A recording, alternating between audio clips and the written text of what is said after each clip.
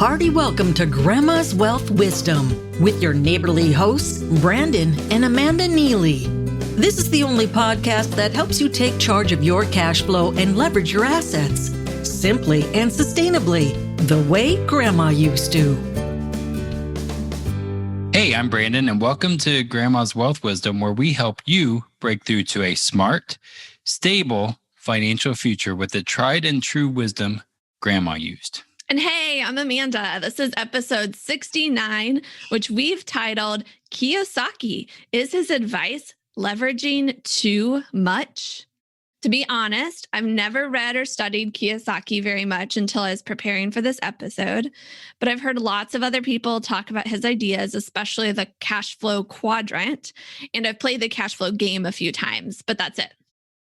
For me, though, I listened to the audio version of Rich Dad's Cash Flow Quadrant, and I watched several of Robert's YouTube channel videos or him being interviewed by others because I find it fascinating. I remember sharing one video in particular with Amanda because it was pretty clear Robert is a fan of the strategy that we call Grandma's strategy, but the way he talked about it was strikingly different. And to be honest, I didn't watch that video because either I thought it would be something I've heard before or I just got busy and forgot. Wait, you didn't listen to the stuff I sent you? I do that sometimes. Yep. What? But then digging into Robert's info to get this episode content, I really got to the heart, of what he teaches. And there were parts where I was like, oh yeah, totally agree with this. And other times when I was like, holy cow, you've got to be kidding me. I even started crying because I was kind of angry at one point. So we've got a pretty interesting episode for you today, and we'll see if Amanda starts crying in anger. Or maybe just start yelling. Who knows? But first of all, let's look at Robert's background. It is quite similar, in fact, to Dave Ramsey's in three ways, and then there's one way that it's very different. So here's something very interesting. Both went bankrupt in the mid-'80s. But for very different reasons. Dave was because his real estate loans were called, and Robert was because several business deals fell apart. Then after bankruptcy, they both got involved in learning from multi-level marketing companies, MLMs. Dave with what would eventually become known as Primerica, and Robert with Amway. Oh, interesting. So they both teach people to invest. Dave, after getting out of debt and saving a small emergency fund, he says to invest in the stock market, not real estate. And Robert says to use debt to invest in real assets that generate passive income as soon as possible. He says typically real estate is a good way to go. And business too, probably, but real estate for first and foremost. But the biggest difference really is their stance on debt. Dave hates debt, even the mortgage on your house. He says, pay it off as soon as you can. Robert loves debt, and we're going to come back to that again and again in this episode, different ways that he thinks about debt and how to use it. Yeah, so they're very different, polar opposites almost in that regard. Now, if you're familiar with Robert, here are the main two core Kiyosaki ideas. One is that cash flow quadrant. Now, Amanda, can you explain this cash flow quadrant in a few minutes? Yeah. So like quadrants, you have a vertical line and a horizontal line that divides into three sections, quad 4. And each part is labeled. One label is employee, one label is self-employed, one label is business owner, and one label is investor. The employee is the person who works for a W-2 job. They trade time for money. The self-employed is not much better. They're also trading time for money. They just are their own boss. They choose what they do.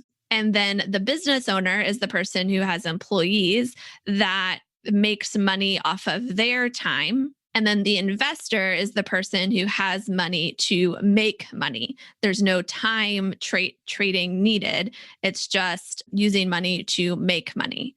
And a lot of people see these as you move from employee to self-employed to business owner to investor. Yeah. And I found myself in all four at the same time, especially when we were starting our coffee shop. I was working as a W-2 job to continue to get that paycheck while starting the brick and mortar business. And then I've seen myself going back and forth in other ways as we scaled this business. And, we've invested in other things with things as we've grown, right? And so we've done that as well. Right. So we've been in all four quadrants at the same time. The other part of this is that it's not necessarily you move from employee to self-employed to business owner to investor. Let's say you're in the FIRE movement. That's all about you're an employee for a time. You save half of your money that you put into investments that grow enough to give you passive income. So you can jump straight from an employee to being only an investor. And then you can choose whether you want to be self-employed or own a business or just create art or, whatever it is, that you don't have to necessarily go from one to the next to the next. So the harm is when people see this quadrant all about money. I mean, it's called the cash flow quadrant, so it is kind of about money, but there's a lot of personal development in these quadrants too. And I actually found these two quotes of Robert that really underline what he's really talking about with this cash flow quadrant. So one of his quotes is, it's more important to grow your income than cut your expenses. It's more important to grow your spirit than cut your dreams. So he's talking about here, you're growing your income, right? You're focusing on expanding your intake rather than just cutting your expenses. But it's also about growing your spirit, going after your dreams, about personal development. And that is super important as well. And then the second quote we have, it's don't be addicted to money. Work to learn. Don't work for money, work for knowledge. I love this. This is a great quote. Yeah. And I think this, again, is about personal development. And I think Robert would say, if you're in a W-2 job where you're learning a lot, you're gaining a lot of knowledge, you see the possibility to continue doing that for some time. Don't try to go be self-employed all of a sudden. Stay where you are. Learn as much as you can. It's not just about the money. It's, again, about that personal development. That's the first core Kiyosaki idea, this cash flow quadrant. It's really like a framework to think about the different ways people make money, right? As employees, as self-employed, as business owners and investors. And you can choose which parts you want to be involved in, how you want to move through that. It's not just cookie cutter, one thing and then the next. Yeah. And some people feel like failures when maybe they go back to being employed or whatever because of family situations and things like that. And I want people to realize that, hey, it's more important of learning and building that knowledge. And just because you became an entrepreneur and then you go back to work, that's not necessarily a failure thing. Yeah. So the second thing that he really does a lot of and builds on is this idea of the cash flow game. And now the cash flow game is a board game. The closest similar game is Monopoly, but it's very different than Monopoly. And now the goal isn't to dominate the other players, but it's to build enough passive income that you escape the rat race and go after your big dreams. Literally, you're all about escaping out of the rat race. That's the whole point. Yeah. And when you play the game, you learn that real estate helps you escape the rat race a lot more quickly than stocks, right? The real estate gives you passive income that you're getting time after, turn after turn after turn. Whereas the stocks, you have to wait until a card comes up that allows you to sell it for a profit. You can also buy businesses that help with passive income, but ultimately it seems like, at least in the game's perspective, real estate is the best way to build it. Yeah. And I found this really interesting when we first played this game. we were, again, having all this debt. We had our mortgage and everything. And I remember trying to get out of my mortgage debt because I was like, hey, I don't want this debt over my head. And then Amanda said something. What was it that you said? Yeah, I opened my big mouth. I saw that Brandon was going into the trap of reducing his expenses rather than growing his income. And so I said to him, hey, you're doing the Dave Ramsey route. You're paying off your mortgage as fast as you can. Well, what if you use that money instead to buy real estate? The extra that you're putting on your mortgage, buy real estate with it. That's going to actually give you more passive income than the expense on your mortgage. You tell people to do this all the time because the mortgage is such a low interest rate, and yet you can build passive income somewhere else more quickly. Why pay extra on your mortgage? And of course, I open my big mouth and share that. Brandon changes his strategy and he wins the game. Yeah, I totally won the game because I was like, wait a second, you're right. And my friend that was playing with me, he kept doing the Dave Ramsey method. I changed my behavior and I actually beat Amanda at a game, which is amazing to do that. And all because I opened my mouth. Hey, whatever. We're one team, one unit. So you won kind of. No, I didn't. But the thing I find really fascinating about this game, besides that it's rigged, right, toward real estate, the other thing that I find fascinating with games in general is, especially when they mirror life, the game also makes you feel like life is a game. Right. And you play it, you put the box away, but then you go and you are in your life and you start playing your life the same way that you played the game. And I think that's part of Robert's intention behind creating the game, is to teach people real skills for real life. And I found this quote of Robert. He says, find the game where you can win and then commit your life to playing it and play to win. It's definitely clear that Robert has chosen to see life as a game. And we're going to come back to this idea and look at what game Robert seems to have chosen to play and how he's playing it. And it's all going to tie into the thing we talked about with debt, but also something that's not really talked about much about Robert's ideas, but it's everywhere in his writing and videos. Grandma always said, eat your vegetables, look both ways before crossing the road, and never risk your financial future on elements of the market you can't control. That grandma, always good for some tried and true advice. And although some of her wisdom seems to have skipped a generation, you don't have to be left behind. Download Grandma's top tips for an independent financial future absolutely free when you visit grandmaswealthwisdom.com. Don't wait. Get Grandma's best tips today.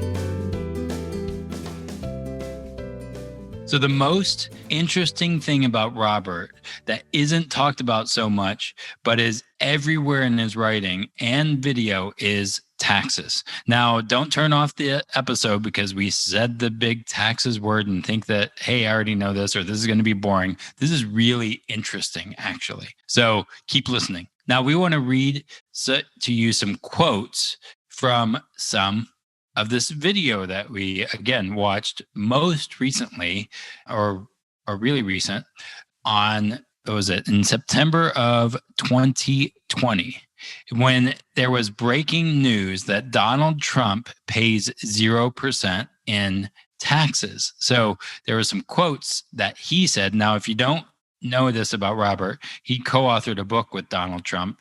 They both do real estate. So I'm sure he has a lot of opinions about Donald Trump's tax returns. Yeah, so Robert made a video, and we're going to put the link to the video in the show notes. You can watch it if you want. Just be forewarned, there's some name calling in it. There's some strong language. We're going to read to you some of the highlights. Not all of the quotes that Brandon's about to read fall like back to back to back. But imagine like a bunch of ellipses in this next block of what Robert's saying in the video. So he says, the rich don't pay taxes. America was founded on a tax revolt. Now, if you guys remember, there was that whole idea of the Boston Tea Party. So, I mean, he's true there. And it's interesting. We didn't want to pay taxes to Britain. So, well, but it was not no taxation, period. It was no taxation without representation. Yeah. And the next part that Robert says that Americans hate paying taxes, I've actually read that most Americans see it as their patriotic duty to pay taxes. And that's part of their contribution to making a better society. So we can, set that aside. Let's keep going with what he says in the video. He says Americans hate paying taxes. They never tax the rich. The rich aren't that foolish. That was, again, a quote of his. The rich aren't that foolish. Another quote he says is, I love real estate because it involves two things, debt and taxes. The more real estate I own, the less taxes I pay. The only rich people who pay taxes have jobs and invest in the stock market. That last sentence there was a paraphrase because he does some name calling at that point, and I didn't want to put that into our wholesome podcast here. Yes, restate it again. The paraphrase is the only rich people who pay taxes have jobs and invest in the stock market. Another quote he says, every time you give a bureaucrat money, they spend more money. That's another reason why he doesn't want to pay taxes. Number 3, or another quote he says is, I have control over my taxes. There's a big difference. The reason I don't pay taxes is because I invest in programs the government wants me to invest in. I get tax breaks for employees, low-income housing, R&D that I invest in. Yeah, R&D, research and development. And then he goes on to say, those are all tax breaks for the capitalists to make more money. Another quote he says is, I don't want to donate money to war anymore. I want to donate to low-income housing. So he does his investments and then he gets tax breaks for that. Yep. So he's talking all about how taxes really work and why the rich don't pay taxes. And that's his perspective. Very interesting take on taxes and what's happening with that. And then I found this other video from April 2019 that was kind of a preview of a longer interview. We'll put this video in the show notes as well. It's only like a minute and a half or so, maybe 2 minutes. And this is a really good snapshot of how he's like promoting, become like the rich, pay no taxes, right? Invest in real estate, have employees as a business owner, right? Do some personal research and development, right? To, spend money on things that the government wants you to spend it on and thereby get tax breaks. But in this other video, he shares what will result from the current money system and what's happening with it. And this was, again, in April of 2019. So now we are in 2020. And so I think it's really interesting to think when that was said, where we're going now. Yeah. So our money system is designed to keep the rich getting richer and the poor and middle class poorer. Wow. Capitalism is run by a central banking system controlled by the rich. I decided I'd rather be on the banker's side than the employee's side. I like that one. As an entrepreneur, my job is to create assets. I take loans to buy asset. The real game is called debt and taxes. End quote. There you go. That might have been the video I shared with you. It probably was. That he's bringing it back to the game, right? Real life is a game and it's all about debt and taxes is what he's saying. Let's continue with the quote. Government needs me to be in debt. If there's no debt, the economy collapses. When I borrow money, I create money. The more I borrow, the happier the government gets because I'm putting money into the economy. And if you're paying taxes, you're not helping the government. I'm going to end the quote right there. And it's very interesting. If you're paying taxes, you're not helping the government. It's really interesting. He's sharing how the money system works, right? He's sharing how the rich get richer and the poor and middle class get poorer because the government needs us to be in debt. When he's borrowing money, more money is created. The more he borrows, the more the economy keeps growing. And the only reason people have to pay taxes is because they're not investing in the things that the government wants them to invest in to help the economy grow, like housing and businesses and things like that. And then when we get to this point, we hear the interviewer ask him a question. So if this is how the money system works, where does that mean we're headed? Like, what is this all going to end up with? And then he, I think, is super honest. And here's what he says. Quote, I think we're going to economic collapse. We spend too much money. We print money. We debase our currency. We can't keep giving money to people for free. It's not going to last. We're in serious trouble financially. End quote. This is the point where I was like, I'm so mad right now, because he just said, here's how the money system is played. He's choosing to play that game, to be part of that money system, to play along with it, even though he then says he thinks that means we're going to be an economic collapse. And teaching other people to play that game in that kind of way. Right. Even though he says that he thinks it means we're going to be in economic collapse. When he borrows money, that gives the government the ability, and the banks the ability, not the government, the banks the ability to create more money, right? And that creation of more money debases our currency. With this sentence, we can't keep giving money to people for free. He's kind of doing a nod to social programs. We can't keep these up, right? But it's also like we can't keep giving people free debt, right? With such low interest that it's basically free. It's not even keeping up with inflation, or it's just a barely above inflation. It's also what that means to me, that this whole system is not going to last. And yet he continues to operate in that system and help other people play that game and further that system. And maybe, just possibly, the bigger that system grows, the harder the crash is going to be. So what does all this mean? Now, you can come to your own conclusion, but here's Amanda's take. Yeah. So I don't want to sound like a total conspiracy theorist or all gloom and doom. So let's bring it back a little bit. Take what I'm saying, weigh it against your own experience, see what rings true for you, and keep doing your research. Keep listening to different voices. Keep getting more of a picture of what's happening, not just from the mainstream. So remember, Dave and Susie both got started in the financial sector in the 1980s, Susie with Merrill Lynch and Dave with Primerica. At that time, Robert was involved in business, especially with Amway. And Dave and Susie, in that cultural milieu of the large investment firms, they promoted what the large investment firms wanted people to do: invest in the stock market, use mutual funds, active stock trading, whatever. Buy term and invest the rest. Yeah. Robert was outside of that influence. He was not part of a major investment firm or anything, in cahoots with them, but he still had a cultural milieu. He had his experience that was still influencing him. And his thoughts about real estate and business became a great alternative to Dave and Susie's advice. For people who didn't want to participate so heavily in the stock market, Robert and real estate became their go-to source for inspiration. And I think it's great to have an alternative to those blanket statements and the baby steps that get you out of an extreme situation. But we have to ask ourselves, is that alternative any better? Is it leading us down the same dead-end path to total economic collapse, due mainly to economic disparity? I mean, think about it this way. If you took the average employee and you told them to follow Robert's advice, to leverage debt, to buy real estate, to create passive income, they started when they're 30, pretty young. And the goal was by the time they're 70, over the 40 years, to build enough passive income, they don't have to worry about anything for the rest of their lives.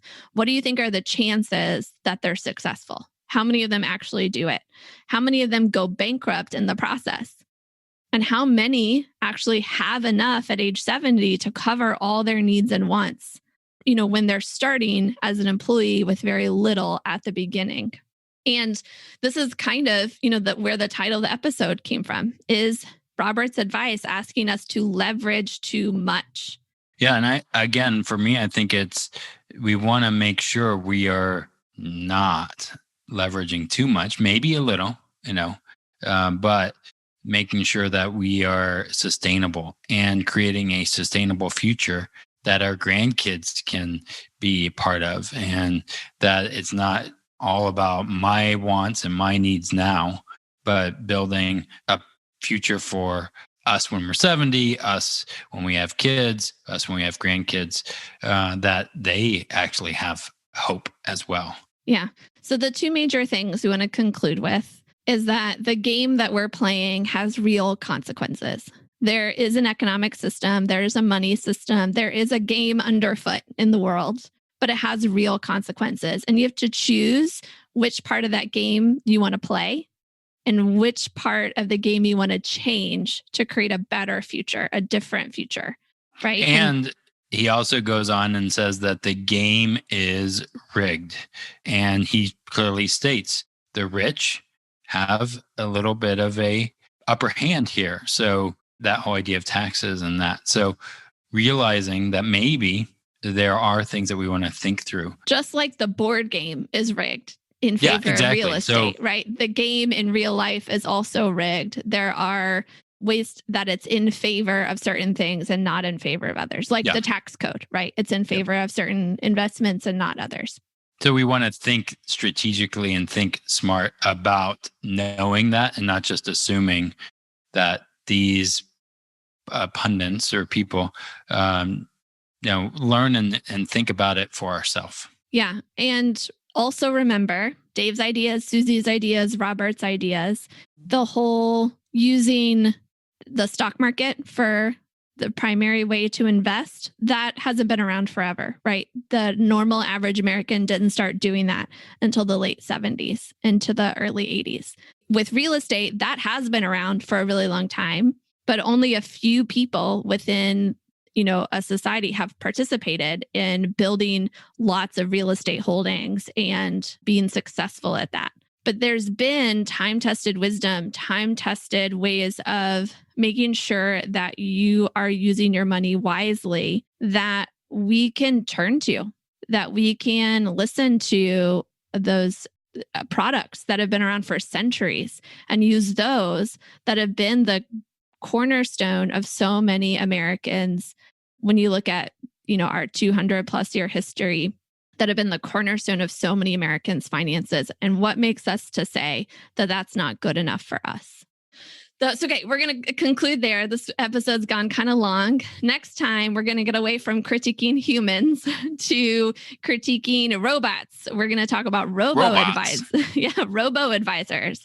Are they the answer to asset under management fees and bias from the cultural experience? What would grandma say about robo-advisors? So until next time, keep building your wealth simply and sustainably so you can break through to a smart, stable financial future.